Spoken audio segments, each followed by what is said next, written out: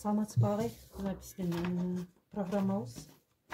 Бул биринчи бети, программанын биринчи бетине жетекчилер, мугалимдер, ата-энелер үчүн семинар дедик. Жетекчилер дегенибиздин себеби ар бир райондун аким, зам акимдери, өкүлчүлүктөн губернатор, зам губернатор, ошондой эле жогорку кеңештен дагы депутаттар катышкан атат. Ошон үчүн ушул нерсени койдук, жетекчилер, мугалимдер, ата-энелер үчүн деп. Анан бул жерден биздин китептер коюлду. Экинчи бетибиз кыргыз жаранындагы чагылдырдык. Анткени биздин азыр областтык деңгээлдеги ар бир иш чараларга ушул кыргыз жаранындагы ар бир иш чарага кошуп атабыз.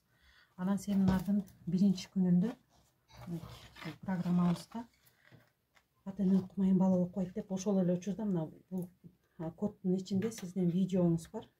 Ошол эле видеодо азыр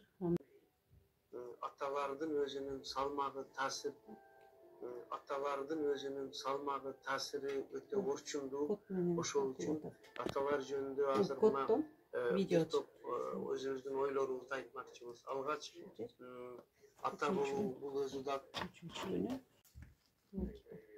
экинчи күндө 97-жылдан баштап энелердин мектебин ачып, энелерди 60 сааттык программа менен окута баштаган.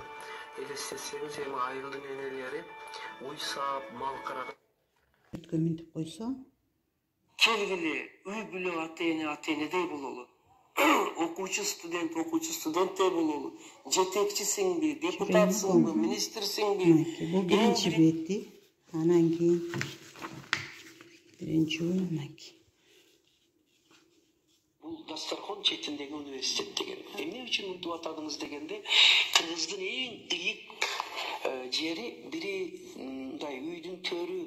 Тарбия алуусу, өнүктүрүүсү. Бул жашоодогу үчүнчү бети, экинчи күн ошо.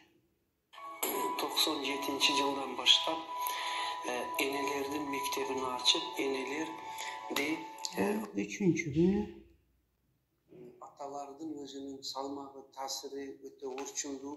Ошол үчүн аталар